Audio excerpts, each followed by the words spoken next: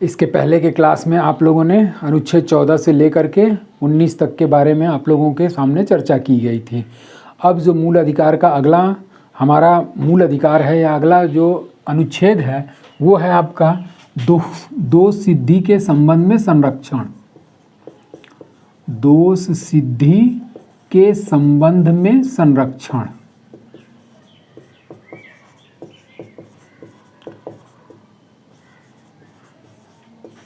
और ये जो दोष सिद्धि के संबंध में संरक्षण है इसका वर्णन संविधान के किस अनुच्छेद में दिया गया है?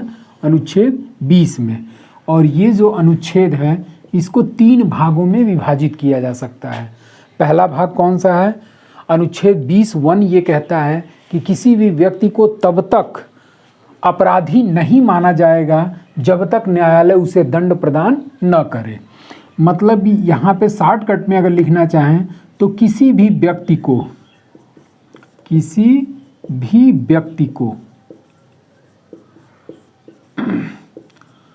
तब तक अपराधी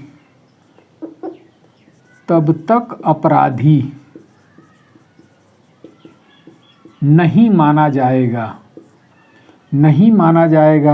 जब तक न्यायालय दंड प्रदान न करे, न्यायालय दंडित न करे।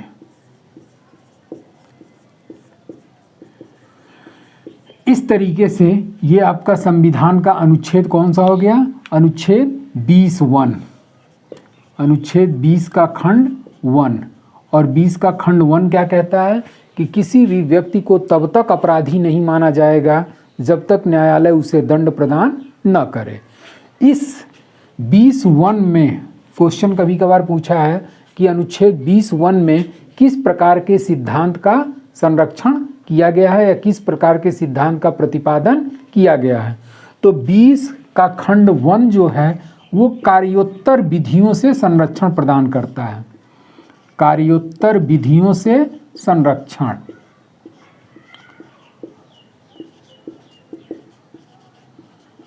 अब कार्योत्तर विधियों से संरक्षण का मतलब क्या होता है?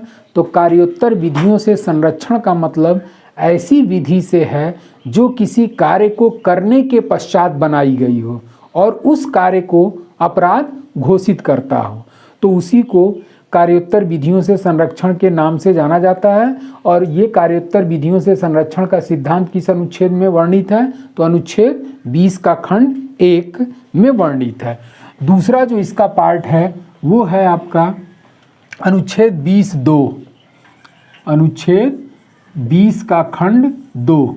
और अनुच्छेद 20 के खंड 2 में ये कहा गया है कि किसी भी व्यक्ति को एक ही अपराध के लिए एक बार से अधिक दंडित नहीं किया जाएगा। 20(2) में क्या है कि व्यक्ति को एक ही अपराध के लिए एक बार से अधिक दंडित नहीं, एक बार से अधिक दंडित नहीं।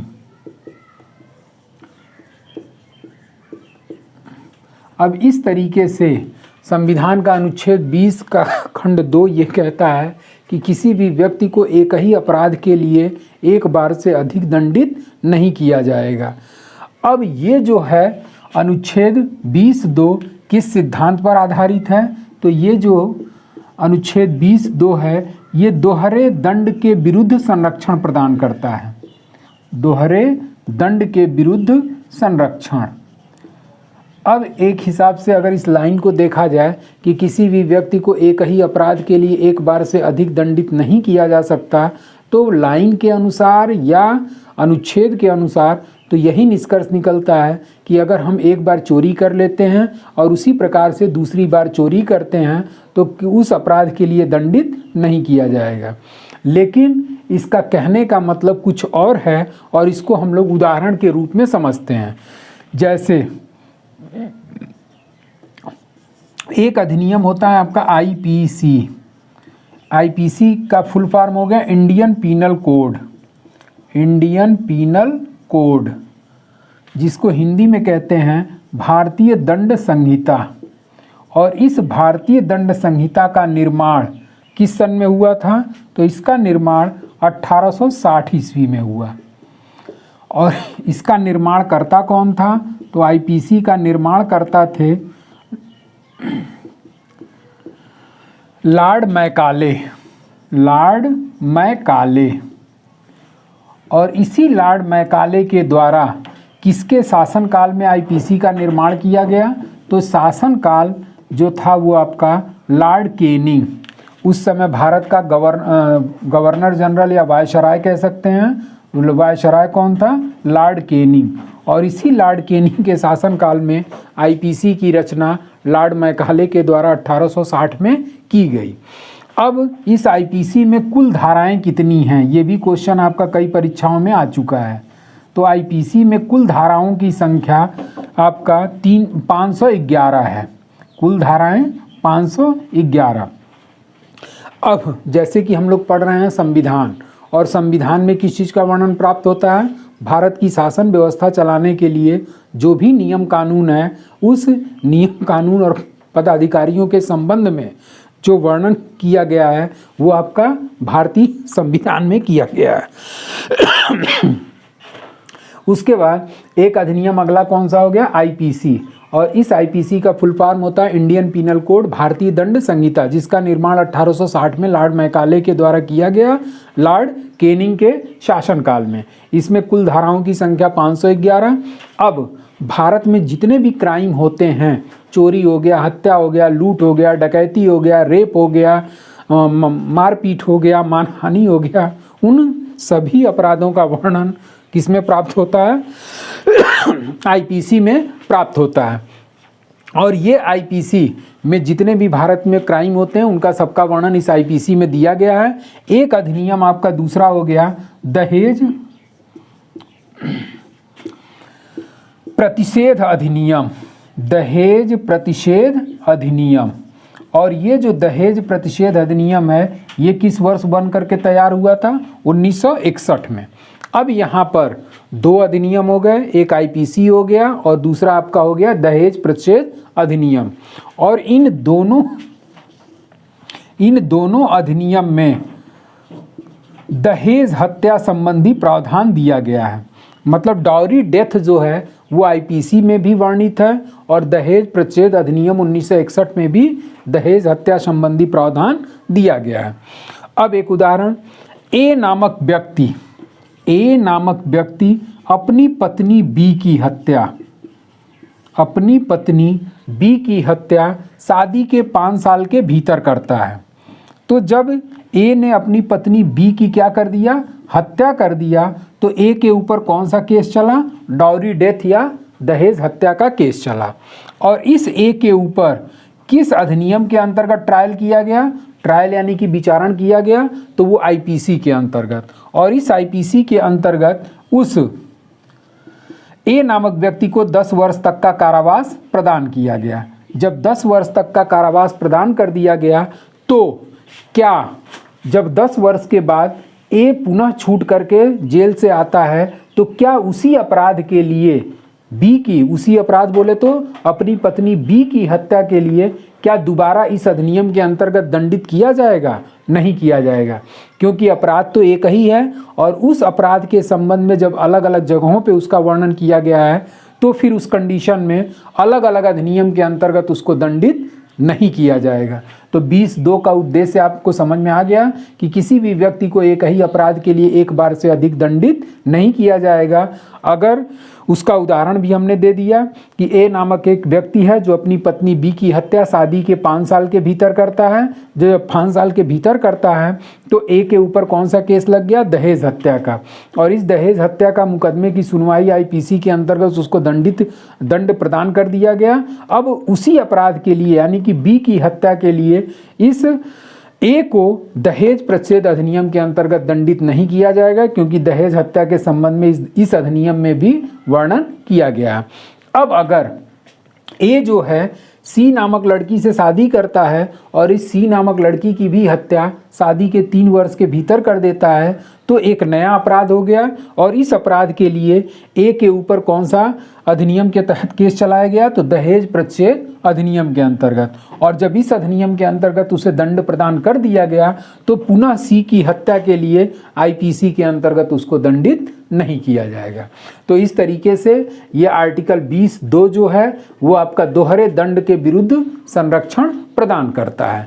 तीसरा आपका इसमें जो पार्ट है वो तीसरा पार्ट आपका हो जाता है अनुच्छेद 20(3). अनुच्छेद 20(3), और ये जो अनुच्छेद 20(3) है, ये 20(3) के अनुसार कि किसी भी व्यक्ति को अपने विरुद्ध साक्ष्य देने के लिए बाध्य नहीं किया जाएगा। तो अनुच्छेद 20(3) में क्या हो गया कि अपने विरुद्ध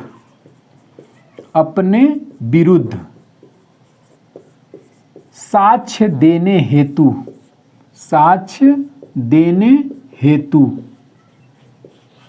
बाध्य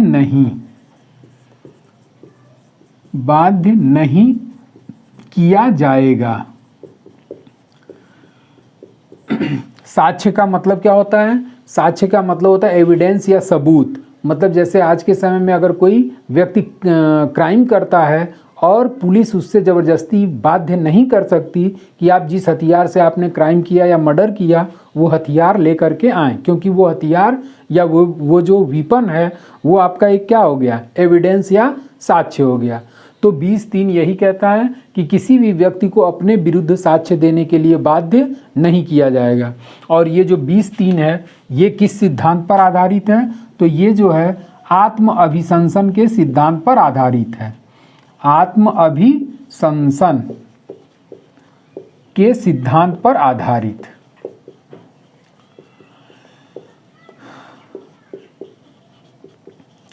तो इस तरीके से आपका आर्टिकल 20 हो गया। 20 के कितने खंड हो गए? तो 3 खंड हो गए। संविधान का अनुच्छेद 20(1) जो है वो कार्योत्तर विधियों से संरक्षण प्रदान करता है या इस सिद्धांत पर आधारित है, और किसी भी व्यक्ति को तब तक अपराधी नहीं माना जाएगा जब तक न्यायालय उसे दंड प्रदान न कर दे। अनुच्छेद 20(2) है वो दोहरे दंड के विरुद्ध संरक्षण प्रदान करता है, और इसमें ये कहा गया है कि किसी भी व्यक्ति को एक ही अपराध के लिए एक बार से अधिक दंडित नहीं किया जाएगा। अनुच्छेद 20(3) जो है वो आत्म अभिशंसन के सिद्धांत पर आधारित है, और इसमें यह कहा गया है कि किसी भी व्यक्ति को अपने विरुद्ध साक्ष्य देने के लिए बाध्य नहीं किया जाएगा। तो इस तरीके से आपका अनुच्छेद 20 हो गया। अब अनुच्छेद 21 के बारे में जान लेते हैं। तो अनुच्छेद 21 जो है वो प्राण एवं दैहिक की स्वतंत्रता का वर्णन करता है।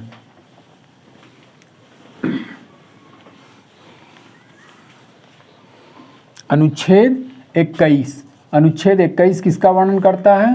प्राण एवं दैहिक की स्वतंत्रता।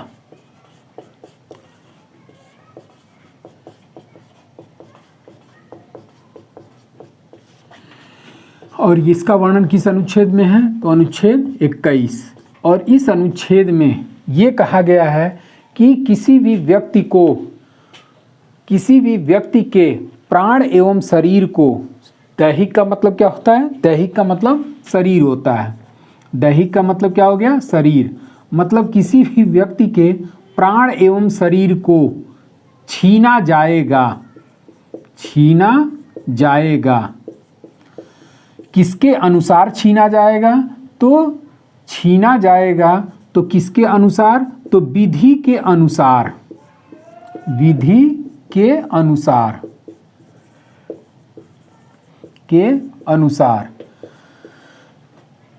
अन्यथा नहीं। अगला स्टेप क्या हो गया? अन्यथा नहीं। अब थोड़ा सा इसकी भाषा टिपिकल है, और टिपिकल भाषा में हमने इसको खंड खंड करके लिख दिया कि किसी भी व्यक्ति के प्राण एवं शरीर को छीना जाएगा। तो छीना जाएगा तो किसके अनुसार छीना जाएगा? तो वो विधि के अनुसार छीना जाएगा, अन्यथा नहीं। मतलब अगर किसी व्यक्ति के प्राण एवं शरीर को छीनने का उल्लेख अगर विधि या कानून में दिया गया है तो उसी विधि या कानून के अनुसार उसके प्राण एवं शरीर को छीना जाएगा। अगर विधि में उसके प्राण एवं शरीर को छीनने का उल्लेख नहीं है तो किसी भी दशा में उसके प्राण एवं शरीर को छीना नहीं जा सकता। जैसे अभी हम लोग पढ़े थे आईपीसी के बारे में, आईपीसी इंडियन पीनल कोड, और इसी इंडियन पीनल कोड में, इसी इंडियन पीनल कोड की धारा 53 है, आईपीसी की धारा 53, और इसी आईपीसी की धारा 53 में दंड का प्रकार दिया गया है, दंड का प्रकार। और इसी दंड के प्रकार में जो पहला है वो है आपका मृत्यु दंड, मृत्यु दंड। अब यहाँ पर आईपीसी क्या हो गई, एक विधि हो गई, और इस विधि में दंड के रूप में किसको शामिल किया गया है, तो मृत्यु दंड को। अब मृत्यु दंड का मतलब क्या हो गया, उसके प्राण एवं शरीर को छीनना। अगर इस आईपीसी नामक विधि में मृत्यु दंड नहीं दिया गया होता तो क्या किसी व्यक्ति के प्राण एवं शरीर को छीना जा सकता था, नहीं। तो कहने का इसका अर्थ यही निकला कि किसी भी व्यक्ति के प्राण एवं शरीर को विधि के अनुसार छीना जाएगा, अन्यथा नहीं। बाकी आप दंड के प्रकार में जान लीजिए कि इस आईपीसी में या भारत में कुल कितने प्रकार के दंड मान्य हैं। तो पहला हो गया आपका मृत्यु दंड, दूसरा हो गया आपका आजीवन कारावास, आजीवन कारावास जिसे कहते हैं लाइफ इम्प्रिजमेंट, इंग्लिश में क्या कहते हैं, लाइफ इम्प्रिजमेंट। मृत्यु दंड को क्या कहेंगे, डेथ इम्प्रिजमेंट। और ये आजीवन कारावास का मतलब मरते दम तक जेल में रहना। जो तीसरा है वो है आपका कारावास, और इस कारावास में दो प्रकार के कारावास शामिल हैं। एक है आपका कठोर, कठोर कारावास, और दूसरा है आपका सादा कारावास। चौथा है आपका जो दंड का प्रकार है वो है आपका जुर्माना, और पांचवा जो दंड का प्रकार दिया गया है इस आईपीसी की धारा 53 में वो है आपका संपत्ति का संपहरण, संपत्ति का संपहरण। और संपत्ति का संपहरण का मतलब क्या हो गया, कुर्की अथवा नीलामी हो गया। तो इस तरीके से आईपीसी की धारा 53 में जो मृत्यु दंड दिया गया है, अगर ये मृत्यु दंड के प्रकार में शामिल नहीं होता तो किसी भी दशा में उसके प्राण एवं शरीर को छीना नहीं जा सकता। और बाकी आईपीसी की धारा 53 में ये 5 प्रकार के दंड का उल्लेख किया गया है। अब एक तरीके से आपका ये जो आर्टिकल 21 है, इस आर्टिकल 21 में बहुत सारे सुप्रीम कोर्ट के निर्णय आए, और उस सुप्रीम कोर्ट के निर्णय के द्वारा आर्टिकल 21 में कुछ चीज़ों को सुप्रीम कोर्ट ने शामिल किया। और इसी 21 के अंतर्गत कौन कौन से अधिकार शामिल हैं, तो अब अगला हेडिंग के रूप में हो गया कि 21 में शामिल अधिकार। तो इस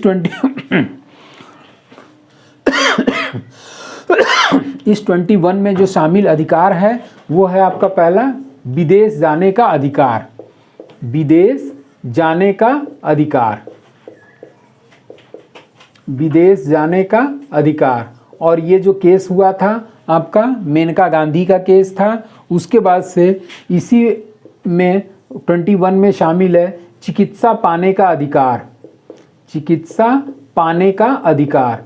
और ये जो चिकित्सा पाने का अधिकार है ये आपका आर्टिकल 21 में आपका मूल अधिकार है, क्योंकि ये केस हुआ था आपका परमानंद कटारा का केस। और उसी परमानंद कटारा के केस में सुप्रीम कोर्ट ने ये कहा कि किसी भी घायल व्यक्ति का उपचार करना एक तरीके से अनुच्छेद 21 में शामिल है। इसमें हुआ ये था कि एक व्यक्ति था जो एक्सीडेंट में घायल हो गया, और उसके बाद से जब वो हॉस्पिटल पहुंचा तो उस हॉस्पिटल में डॉक्टरों ने उसकी मेडिकल ट्रीटमेंट करने से इनकार कर दिया। और जब इनकार किया तब जा कर के सुप्रीम कोर्ट में बाद में इसी चीज़ को लेकर के केस फाइल किया गया।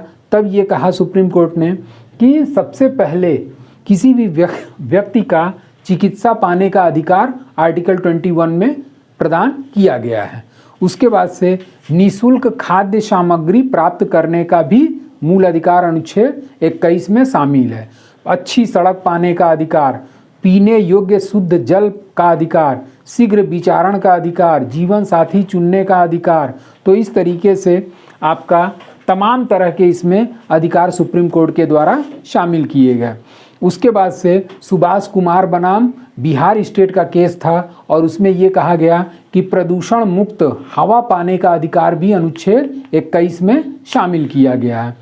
उसके साथ साथ 1996 का मोस्ट इम्पॉर्टेंट केस है और वो केस है आपका ज्ञान कौर बनाम पंजाब राज्य। इस पर क्वेश्चन आता भी है, ज्ञान Kaur versus Punjab state.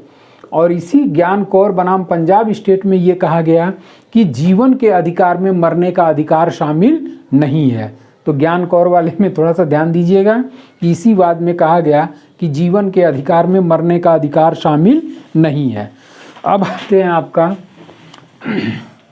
Article 21A, article 21A। और वो आर्टिकल 21A जो है वो आपका क्या है, तो आर्टिकल 21 जो है वो शिक्षा का मूल अधिकार है। शिक्षा का मूल अधिकार किस अनुच्छेद में दिया गया है, तो अनुच्छेद 21 क में दिया गया है, ए में दिया गया है। और ये अनुच्छेद 21A जो है वो आपका शिक्षा का मूल अधिकार है। और ये जो शिक्षा का मूल अधिकार दिया गया है ये आपका मूल संविधान में शामिल नहीं था। जब मूल संविधान में शामिल नहीं था तो ये कब जोड़ा गया, तो ये जोड़ा गया था आपका 86वां संविधान संशोधन 2002 के तहत जोड़ा गया था।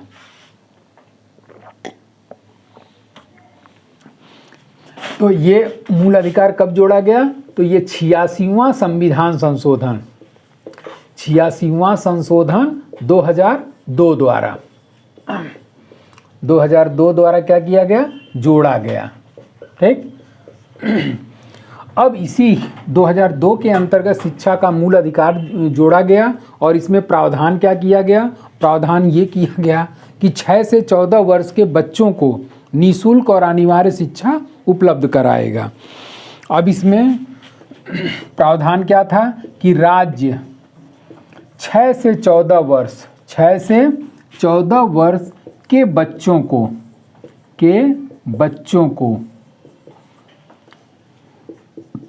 निःशुल्क और अनिवार्य शिक्षा उपलब्ध कराएगा। निःशुल्क और अनिवार्य शिक्षा उपलब्ध कराएगा।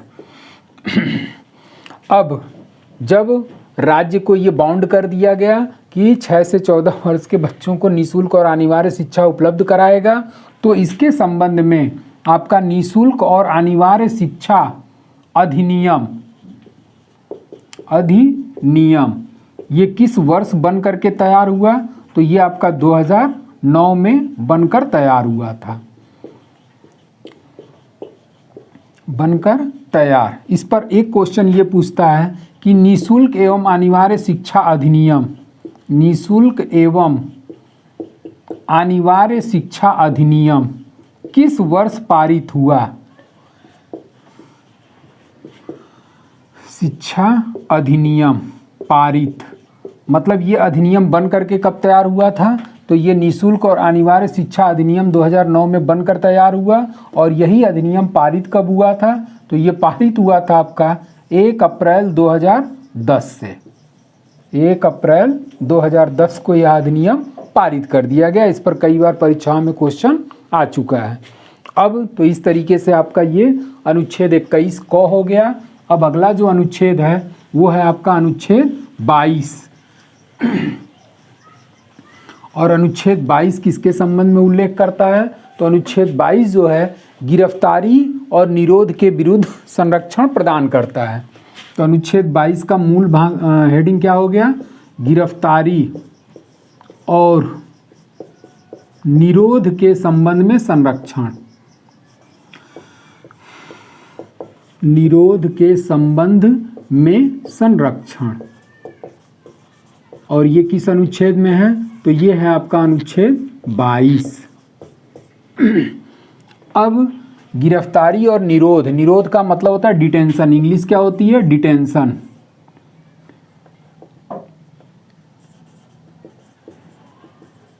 डिटेंशन तो इसमें किसी भी व्यक्ति के गिरफ्तार और निरोध के संबंध में संरक्षण दिया गया है। और इसको भी एक तरीके से आपका इस अनुच्छेद को भी दो भागों में क्या किया जा सकता है, विभाजित किया जा सकता है, जिसमें आपका पहला क्या है, सामान्य दंड विधि के अधीन, सामान्य दंड विधि के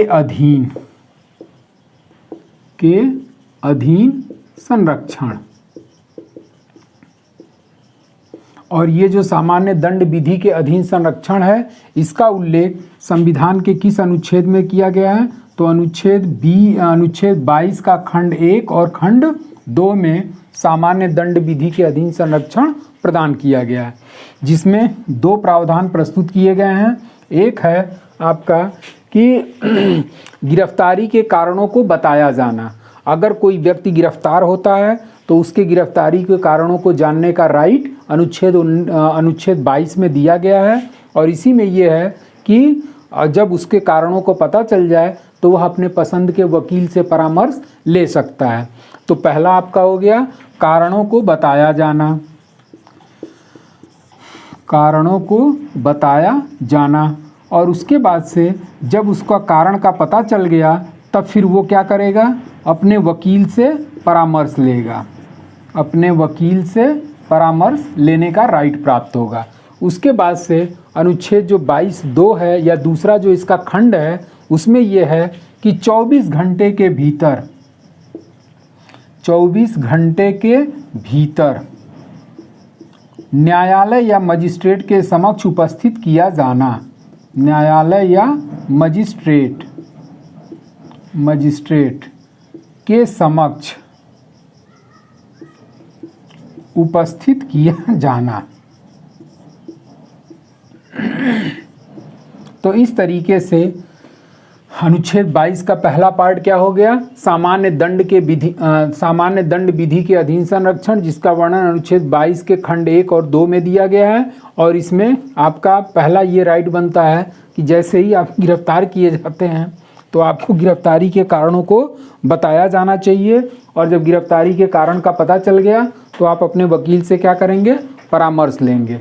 दूसरा इसमें पार्ट आ जाता है कि 24 घंटे के भीतर न्यायालय अथवा मजिस्ट्रेट के समक्ष उपस्थित किया जाना। दूसरा इसका जो पार्ट है वो है आपका निवारक निरोध विधि के अधीन संरक्षण, निवारक निरोध विधि के अधीन संरक्षण।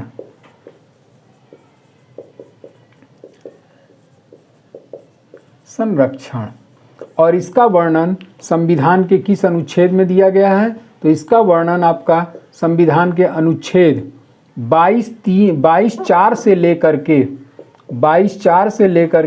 अनुच्छेद 22(7) तक में वर्णित है। उसके बाद से 22(4) से न होकर के ये 22(3), क्योंकि यहाँ आपका 22(2) आ गया है, तो यहाँ क्या हो जाएगा 22(3) से लेकर के अनुच्छेद 22(7) तक में वर्णित है। अब ये जो 22(3) और 22(7) के बीच में है, इसी नियम का क्या करता है, अपवाद प्रस्तुत करता है।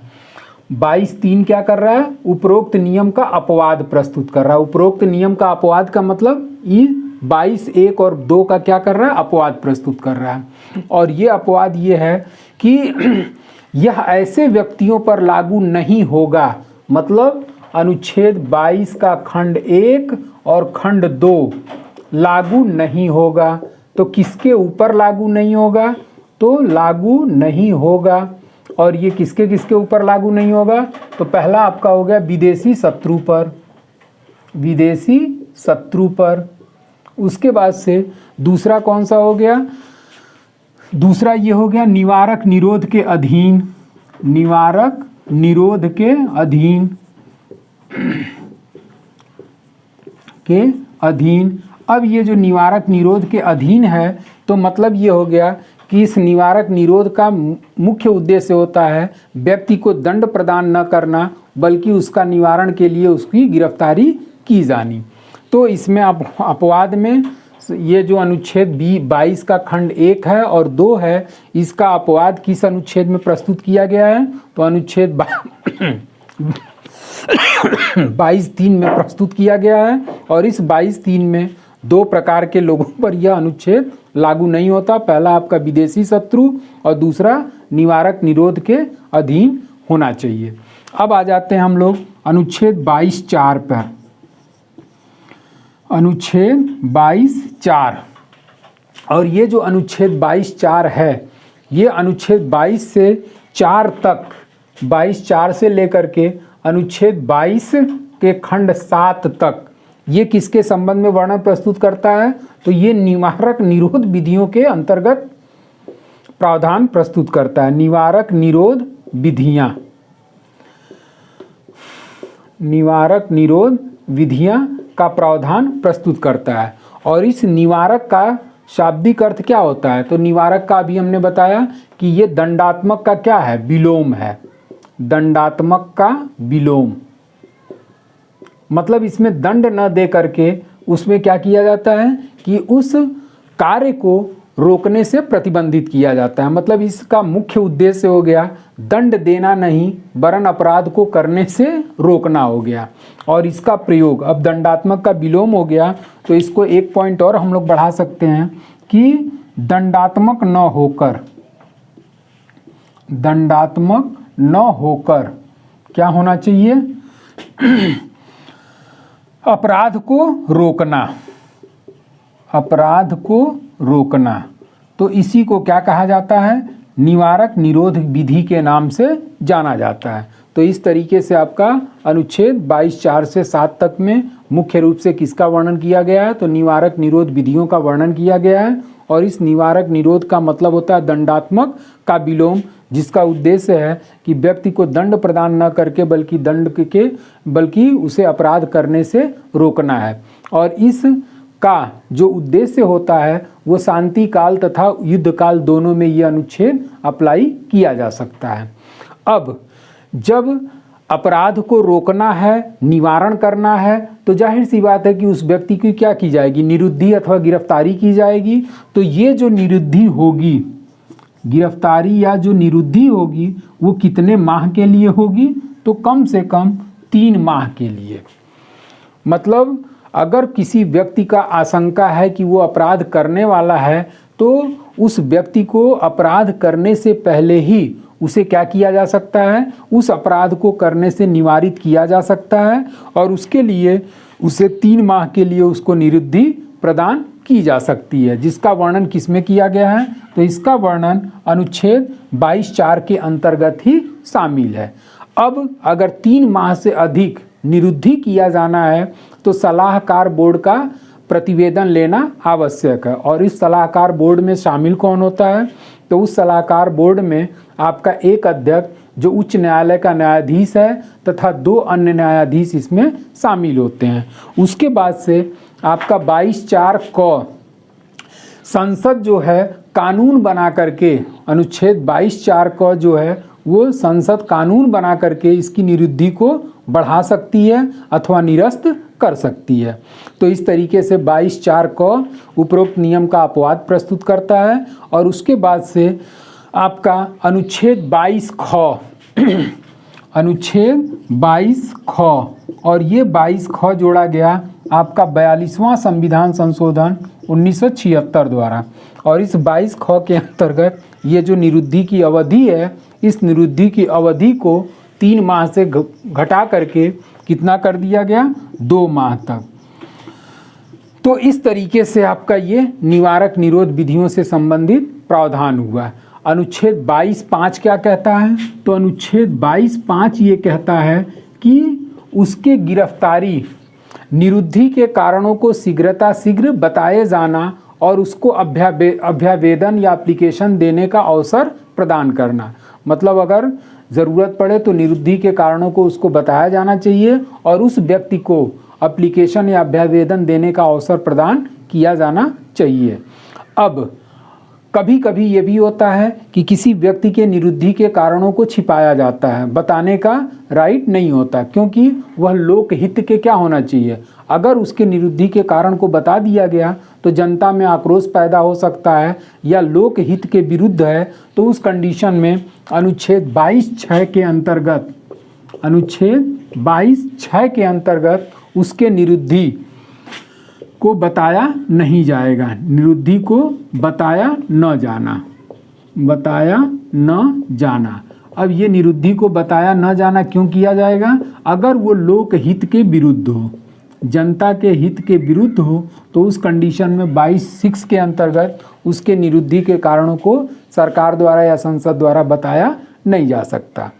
तो इस तरीके से आपका ये अनुच्छेद 22 का 4 से लेकर के 7 तक के खंड का क्लियरिफिकेशन हो गया। और इसी अनुच्छेद के तहत आपके तमाम तरह के अधिनियम का क्या किया गया? निर्माण किया गया।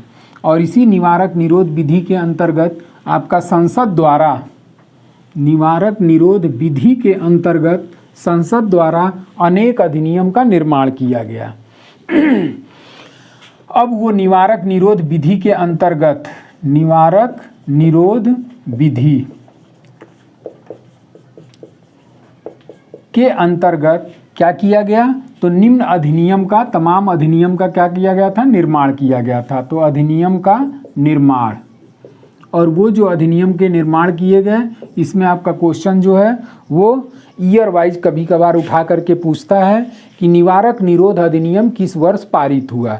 तो सबसे पहला इसी निवारक निरोध विधि के अधिनियम के अंतर्गत आपका पहला अधिनियम कौन सा बनाया गया? तो निवारक निरोध अधिनियम। और ये निवारक निरोध अधिनियम किस वर्ष बनाया गया? तो इसका निर्माण किया गया था 1950 में। उसके बाद से जिस दूसरे अधिनियम का निर्माण किया गया वो है आपका आंतरिक सुरक्षा अधिनियम, आंतरिक सुरक्षा अधिनियम। और ये जो आंतरिक सुरक्षा अधिनियम का निर्माण किया गया, ये किया गया था आपका 1971 में। 1971 में आंतरिक सुरक्षा अधिनियम का निर्माण 1971 में किया गया। और इसे समाप्त कब कर दिया गया था? 1971 में। ये जो 1950 में बना था, ये कब समाप्त किया गया? तो 1969 में इसे समाप्त कर दिया गया। उसके बाद से आपका आंतरिक सुरक्षा अधिनियम का निर्माण 1971 में हुआ और इसे कब समाप्त किया गया? तो 1979 में, 79 में इसे समाप्त किया गया। उसके बाद से आपका अगला जो अधिनियम आ गया वो तीसरा अधिनियम था आपका, तीसरा अधिनियम था विदेशी मुद्रा संरक्षण और तस्करी निवारण अधिनियम। तीसरा अधिनियम विदेशी मुद्रा संरक्षण और तस्करी अधिनियम, संरक्षण और तस्करी अधिनियम, तस्करी अधिनियम। तो इसी निवारक निरोध के संबंध में विदेशी मुद्रा संरक्षण और तस्करी अधिनियम का निर्माण जो हुआ था वो हुआ था आपका 1974 में। ठीक, उसके बाद से आपका जो अगला अधिनियम आया वो था आपका राष्ट्रीय सुरक्षा अधिनियम, NSA जिसको कहते हैं, राष्ट्रीय सुरक्षा अधिनियम।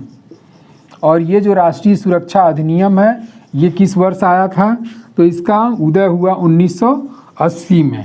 और ये आपका NSA या नेशनल सिक्योरिटी एक्ट जो 1980 जो है, ये आपका UPSI के सिलेबस के मूल विधि में भी शामिल किया गया है। अगला आया आपका आतंकवाद निरोध अधिनियम, आतंकवाद निरोध अधिनियम। और ये जो आतंकवाद निरोध अधिनियम है ये आपका आया था 2002 में, जिसे पोटा के नाम से जाना गया, पोटा, प्रिवेंशन ऑफ टेररिज्म एक्ट के नाम से जाना गया। तो इस तरीके से इसी निवारक निरोध विधि के अंतर्गत तमाम तरह के संसद के द्वारा अधिनियमों का निर्माण किया गया, जिसमें निवारक निरोध अधिनियम 1950 में बना और 69 में समाप्त हो गया। उसके बाद से आंतरिक सुरक्षा अधिनियम आया 1971 में और इसे 1979 में समाप्त कर दिया गया। तीसरा आपका आया विदेशी मुद्रा संरक्षण और तस्करी अधिनियम 1974, NSA नेशनल सिक्योरिटी एक्ट 1980 और आतंकवाद निरोधी अधिनियम 2002 जिसे पोटा के नाम से जाना जाता है। तो इस तरीके से ये आपका आर्टिकल 22 के संबंध में भी व्याख्या समाप्त हो गई। अब आते हैं हम लोग अनुच्छेद 23। तो एक तरीके से पिछली वीडियो में हम लोगों ने पहला पढ़ा था आपका समानता का अधिकार, और ये जो समानता का अधिकार था ये किस अनुच्छेद से, 14 से 18। दूसरा जो हमारा मूल अधिकार था वो था आपका स्वतंत्रता का अधिकार, और ये जो स्वतंत्रता का अधिकार दिया गया था ये 19 से 22 तक। यानी कि हम लोग मूल अधिकार के संबंध में दो अधिकारों की चर्चा कर चुके, एक समानता का अधिकार और दूसरा स्वतंत्रता का अधिकार। अब जो हम लोग तीसरा पढ़ने जा रहे हैं वो है आपका शोषण के विरुद्ध अधिकार। शोषण के विरुद्ध अधिकार, और ये जो शोषण के विरुद्ध अधिकार है इसका वर्णन संविधान के किस अनुच्छेद में किया गया है, तो इसका वर्णन संविधान के अनुच्छेद 23 और 24 में किया गया है। अनुच्छेद 23 और 24। अब अनुच्छेद 23 के बारे में हम लोग जान लेते हैं। तो अनुच्छेद 23 जो है वो मानव के दुर्व्यापार, मानव के दुर्व्यापार, बेगार और बलात् श्रम, इन तीनों चीज़ों को क्या करता है, इन तीनों को प्रतिबंधित करता है। इन तीनों को क्या कर रहा है, प्रतिबंधित करता है। तो इस तरीके से संविधान का अनुच्छेद 23 मानव के दुर्व्यापार, बेगार और बलात् श्रम को प्रतिबंधित करता है। अब कुछ लोगों को ये नहीं समझ में आ रहा होगा कि दुर्व्यापार का मतलब क्या होता है। तो दुर्व्यापार का मतलब होता है मानव का क्रय विक्रय करना, मानव का क्रय विक्रय करना। उसके बाद से बेगार का मतलब होता है कि उचित पारिश्रमिक के बिना कार्य कराना, उचित पारिश्रमिक के बिना। मगर अगर किसी व्यक्ति की मजदूरी 1000 रुपया होना चाहिए और उस व्यक्ति को अगर 500 रुपये दिया जाता है तो उससे क्या कराया जा रहा है, बेगार। क्योंकि बेगार की परिभाषा क्या है कि उचित पारिश्रमिक के बिना, उचित पारिश्रमिक के बिना कार्य कराना। तीसरा आपका शब्द क्या है, बलात् श्रम। बलात् का मतलब क्या होता है, जबरदस्ती। और इसी जबरदस्ती मतलब हमारी इच्छा के विरुद्ध कार्य कराने को विवश करना, मतलब हमारी इच्छा किसी कार्य को करने को नहीं है, उसके बाद भी हमसे क्या कराया जा रहा है, कार्य कराया जा रहा है। तो इसी को क्या कहेंगे, इच्छा के विरुद्ध कार्य कराना ही क्या कहलाता है, बलात् श्रम। तो इस तरीके से संविधान का अनुच्छेद 23 जो है वो मानव के दुर्व्यापार, बेगार और बलात् श्रम को क्या करता है, प्रतिबंधित करता है। और इस अधिनियम को शुरू में आर्टिकल 17 में ही हमने बताया था कि इस अनुच्छेद के अनुपालन में, इस अनुच्छेद के अनुपालन में आपका अनुच्छेद 35 के तहत, अनुच्छेद 35 के तहत संसद को क्या दिया गया है, शक्ति दी गई है। और ये संसद को शक्ति क्या दी गई है कि संसद ऐसे अनुच्छेदों के संबंध में क्या कर सकती है, नए अधिनियम का निर्माण कर सकती है, नए अधिनियम का निर्माण। और इसी अनुच्छेद के अनुपालन में संसद जो है अनुच्छेद 35 के अंतर्गत कुछ अधिनियम का निर्माण की है, जिसके अंतर्गत बंधुआ मजदूरी प्रणाली उन्मूलन, बंधुआ मजदूरी प्रणाली अधिनियम। और ये अधिनियम किस वर्ष निर्मित किया गया, ये किया गया था 1976 में। उसके बाद से आपका एक और अधिनियम का निर्माण किया गया, महिला एवं बाल अनैतिक व्यापार निवारण अधिनियम। तो दूसरा अधिनियम कौन सा हो गया, महिला एवं बाल अनैतिक निवारण अधिनियम, निवारण अधिनियम 1986। तो इस तरीके से इस मानव के दुर्व्यापार, बेगार और बलात् श्रम को रोकने के लिए संसद जो है अनुच्छेद 35 के अंतर्गत अपनी शक्ति का प्रयोग करते हुए अधिनियम का क्या कर सकती है, निर्माण कर सकती है, जिसके अंतर्गत हम 2 अधिनियम की चर्चा कर दिए।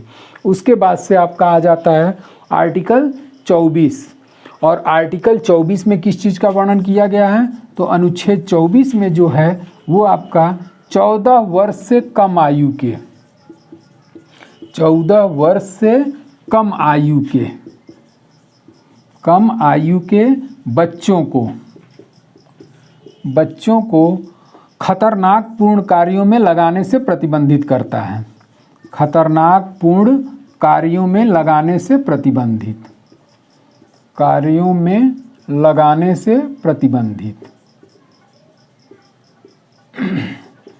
तो इस तरीके से संविधान का अनुच्छेद 24 जो है वो 14 वर्ष से कम आयु के बच्चों को, इस पे आपका एज लिमिटेशन पे विशेष ध्यान दीजिएगा। और इसी एज लिमिटेशन के अंतर्गत क्वेश्चन अक्सर पूछता है कि अनुच्छेद 24 के अंतर्गत कितने वर्ष से कम आयु के बच्चों को संकटपूर्ण कार्यों में नहीं लगाया जा सकता? तो वो है आपका आर्टिकल 14 और आर्टिकल 24। और 14 वर्ष से कम आयु के बच्चों को संकटपूर्ण कार्यों में नहीं लगाया जा सकता। और इस अनुच्छेद के अनुपालन में भी तमाम तरह के अधिनियम का निर्माण किया गया, जिसमें आपका भारतीय कारखाना अधिनियम और ये जो भारतीय कारखाना अधिनियम बना था ये 1948 में इसका निर्माण किया गया, 1948 में। उसके बाद से दूसरा जिस अधिनियम का निर्माण किया गया वो है आपका शिशु अधिनियम। और ये शिशु अधिनियम कब आया था? ये आया था आपका 1986 में। तीसरे जिस अधिनियम का निर्माण किया गया वो है आपका खान अधिनियम, माइंस या खान अधिनियम। और ये खान अधिनियम किस वर्ष आया था? तो ये आया था 1952। तो इसी तरीके से समय समय पर संसद के द्वारा नए अधिनियमों की रचना करते हुए इस अनुच्छेद के अनुपालन में अधिनियम का निर्माण किया गया, जिसके अंतर्गत अगर कोई व्यक्ति 14 वर्ष से कम आयु के बच्चों को संकटपूर्ण कार्यों में लगाता है तो फिर उस कंडीशन में इन अधिनियमों के अंतर्गत उसे दंड प्रदान किया जाएगा। तो इस तरीके से आपका आर्टिकल 24 भी समाप्त हो गया। तो अगला जो मूल अधिकार हम लोग का है वो है आपका धार्मिक स्वतंत्रता का अधिकार।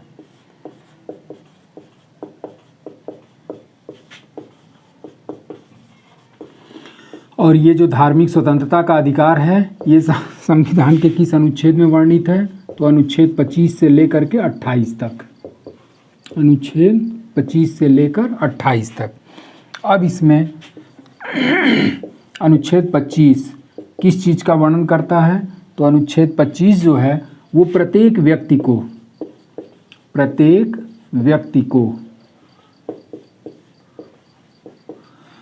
किसी भी धर्म को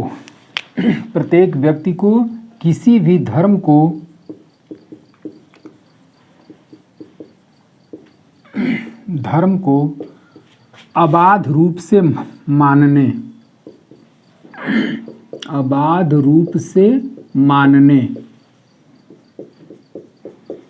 अथवा आचरण करने अथवा अंतःकरण की स्वतंत्रता प्रदान करता है।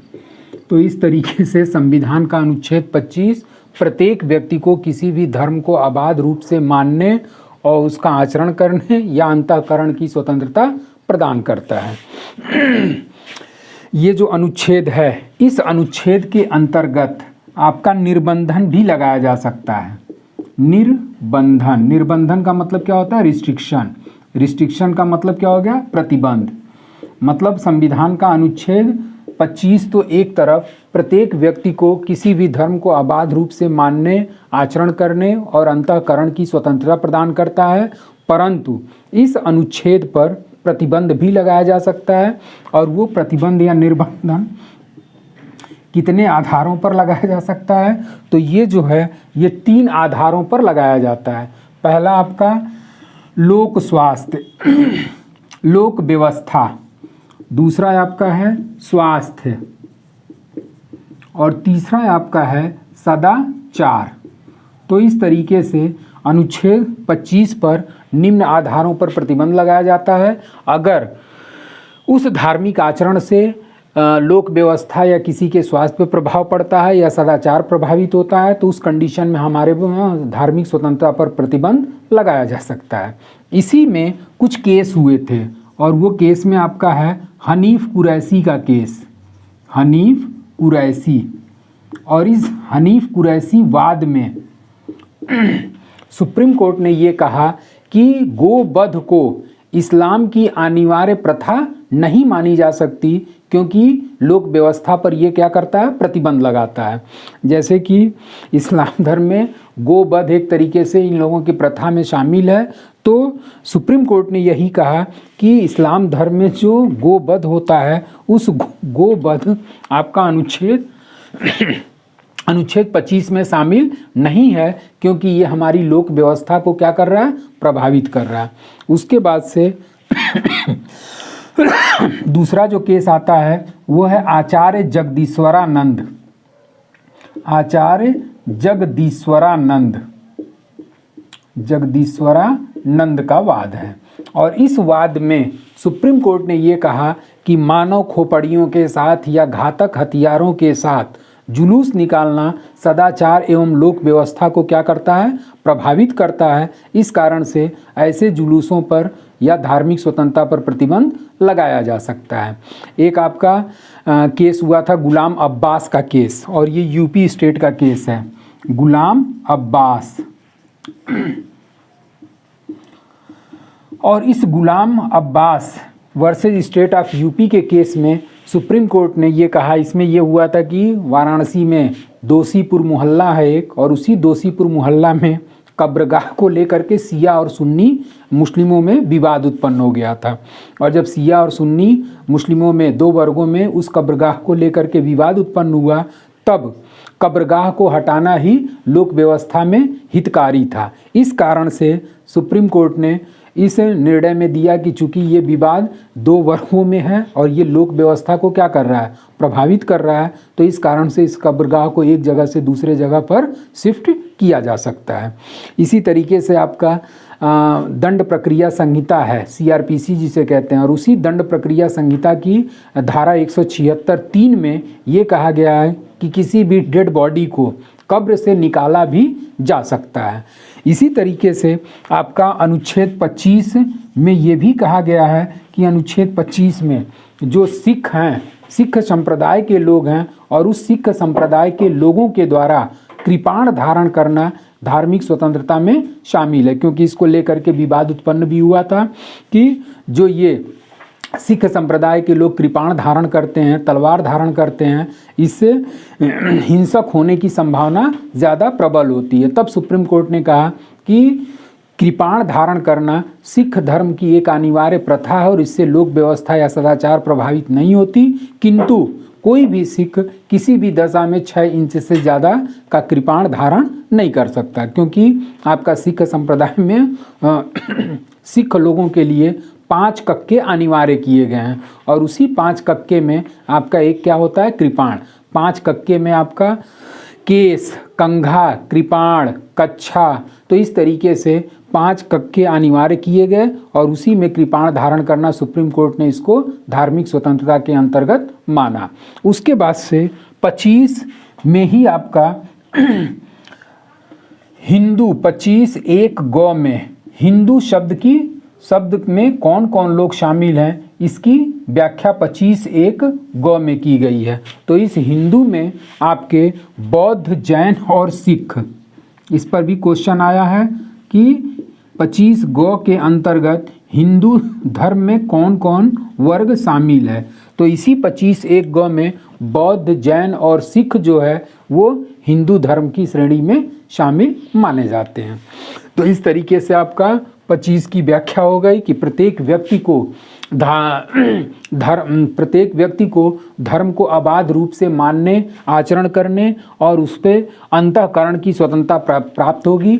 लेकिन इन धार्मिक स्वतंत्रता पर प्रतिबंध भी लगाया जा सकता है, और वो प्रतिबंध अगर लोक व्यवस्था प्रभावित होती है, सदाचार प्रभावित होता है या स्वास्थ्य प्रभावित होता है, तो उस कंडीशन में अनुच्छेद 25 के अंतर्गत हमारी धार्मिक स्वतंत्रता पर प्रतिबंध लगाया जा सकता है, जिसमें तमाम तरह के केस भी हुए थे। पहला केस आपका हुआ है हनीफ कुरैशी का केस, और इस हनीफ कुरैशी के केस में सुप्रीम कोर्ट ने ये कहा कि गोवध जो है वो इस्लाम धर्म की अनिवार्य प्रथा नहीं है, इससे सदाचार या लोकहित प्रभावित होता है, इस कारण से इसे लागू नहीं किया जा सकता। इसी तरीके से जो दूसरा केस हमने बताया जगदीश्वरानंद का केस था, और मानव खोपड़ियों के साथ या घातक हथियारों के साथ इनके द्वारा प्रदर्शन किया जाता था, और इन्होंने कहा कि ये हमारी धार्मिक स्वतंत्रता में शामिल है। तब सुप्रीम कोर्ट ने ये कहा कि ये एक तरीके से लोक व्यवस्था को काफ़ी ज़्यादा प्रभावित करता है, तो उस पर रोक लगा दी गई। उसके बाद से गुलाम अब्बास बनाम स्टेट ऑफ यूपी का केस था, जिसमें कब्रगाह को लेकर के विवाद उत्पन्न हुआ था, और इस विवाद में सुप्रीम कोर्ट ने ये कहा कि इस विवाद का हल, एक तरीके से ये जो विवाद है लोक व्यवस्था को प्रभावित करता है, तो इस कारण से कब्रगाह को एक जगह से दूसरे जगह पर शिफ्ट किया जा सकता है। उसके बाद से आपका आ जाता है अनुच्छेद 26, अनुच्छेद 26, और ये जो अनुच्छेद 26 है ये धार्मिक कार्यों में प्रबंध की स्वतंत्रता प्रदान करता है। अनुच्छेद 26 किसके लिए है? तो धार्मिक कार्यों में प्रबंध की स्वतंत्रता।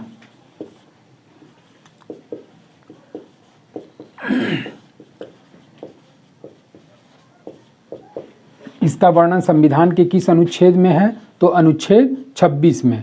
तो कोई भी व्यक्ति धार्मिक प्रयोजन के लिए, कोई भी व्यक्ति धार्मिक प्रयोजन के लिए किसी भी धार्मिक संस्था की स्थापना कर सकता है, उसका प्रबंध कर सकता है, या उसमें आपका जंगम संपत्ति का अर्जन कर सकता है, कोई भी जंगम संपत्ति का अर्जन कर सकता है। तो इस तरीके से अनुच्छेद 26 जो है ये कहता है कि कोई भी व्यक्ति धार्मिक प्रयोजन हेतु किसी भी संस्था की स्थापना कर सकता है, उसका प्रबंध कर सकता है, उसका प्रशासन कर सकता है, या जंगम संपत्ति अर्जित कर सकता है। तो इस तरीके से ये आपका अनुच्छेद 26 है। जंगम संपत्ति अर्जन या फिर आपका प्रशासन, उस धार्मिक संस्थान में क्या कर सकता है? प्रशासन भी कर सकता है। अब इसमें ये भी है कि अगर कोई संस्था संसदीय नियम के अनुसार स्थापित की गई है तो अनुच्छेद 26 उस पर लागू नहीं होता है। अब संसदीय अधिनियम के अनुसार स्थापित करने का मतलब ये हो गया कि अलीगढ़ मुस्लिम विश्वविद्यालय के बारे में अगर कहा जाए कि अलीगढ़ मुस्लिम विश्वविद्यालय आर्टिकल 26 के तहत स्थापित किया गया, इस वजह से उसको प्रबंध करने या प्रशासन करने या संपत्ति अर्जन करने की स्वतंत्रता प्राप्त होगी। लेकिन अलीगढ़ मुस्लिम विश्वविद्यालय AMU जो है वो संसदीय विधि के अधीन स्थापित किया गया है, इस कारण से इसके संबंध में धार्मिक प्रबंध की स्वतंत्रता लागू नहीं होगी। ठीक, अब आ जाइए अनुच्छेद 27 है। तो अनुच्छेद 27 ये कहता है कि अनुच्छेद 27 ये कहता है कि किसी भी धर्म में कर देने की स्वतंत्रता, किसी भी धर्म में कर देने की स्वतंत्रता, किसी भी धर्म में कर देने की स्वतंत्रता।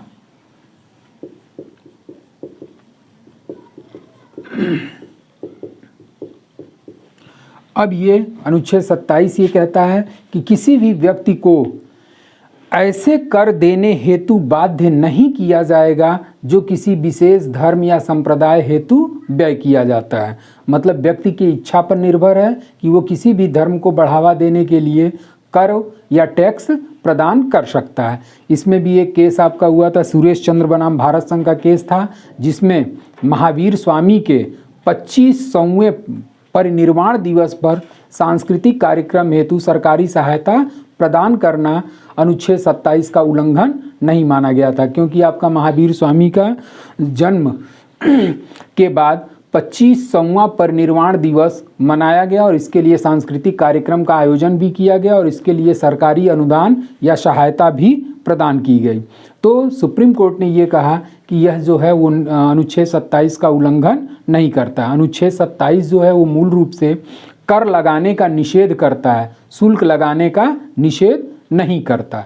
तो इस तरीके से आपका ये अनुच्छेद 27 हो गया कि 27 में ये है कि कोई भी व्यक्ति किसी भी धर्म को बढ़ावा देने के लिए वो कर देने के लिए स्वतंत्र माना गया है।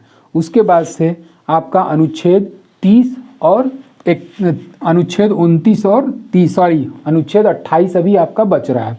तो अनुच्छेद 28 क्या है? तो अनुच्छेद 28 ये कहता है कि शिक्षण संस्थाओं के बारे में स्वतंत्रता प्रदान करता है। अनुच्छेद 28 किसका? तो शिक्षण संस्था के संबंध में, शिक्षण संस्था के संबंध में।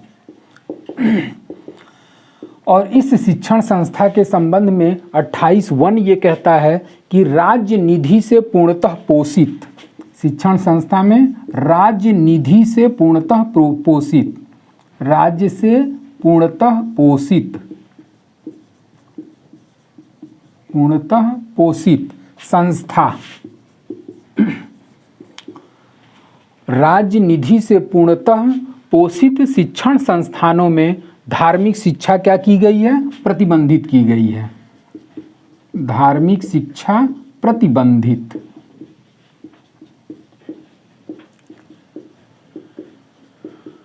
मतलब कि राज्य निधि से पूर्णतः पोषित, मतलब राज्य सरकार अगर किसी शिक्षण संस्थान को ग्रांट या अनुदान देती है तो उस शिक्षण संस्थान में किसी भी प्रकार का शिक्षा क्या की जाएगी? धार्मिक शिक्षा प्रदान नहीं की जाएगी। अब इसी नियम का क्या है? इसी नियम का अपवाद भी दिया गया है, अपवाद। और वो अपवाद किस अनुच्छेद में दिया गया है? तो वो अपवाद दिया गया है अनुच्छेद 28 के खंड 2 में। और इसी 28 के खंड 2 में ये कहा गया है कि ऐसी शिक्षण संस्था जो न्यास के अधीन स्थापित की गई हैं। 2 में क्या हो गया कि ऐसी शिक्षण संस्था, ऐसी शिक्षण संस्था जो किसके अधीन स्थापित है?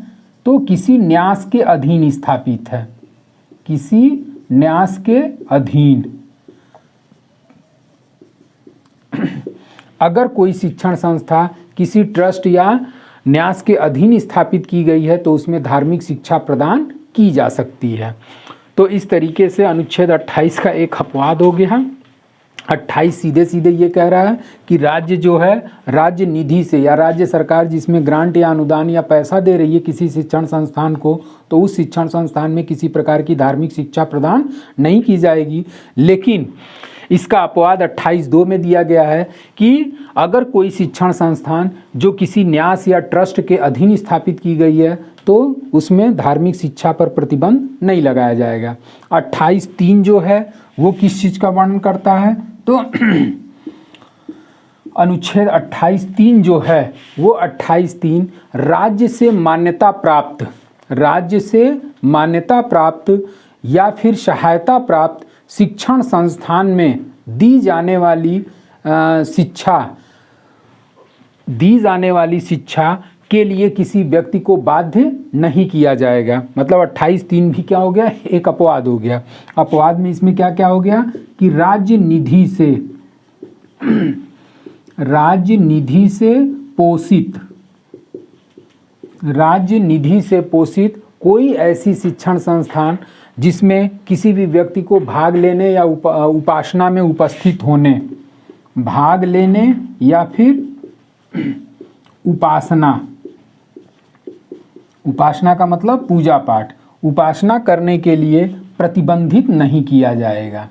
अगर कोई राज्य निधि से पोषित संस्था है और उस संस्था में कोई धार्मिक शिक्षा प्रदान की जाती है तो कोई भी व्यक्ति उसमें भाग लेने या उपासना करने या उसकी पूजा पाठ करने या जो भी ऑर्गेनाइज करना है उसके लिए उस व्यक्ति को प्रतिबंधित नहीं किया जाएगा। तो इस तरीके से आपका आर्टिकल 25 से 28 धार्मिक शिक्षा का अधिकार क्या होता है? समाप्त होता है।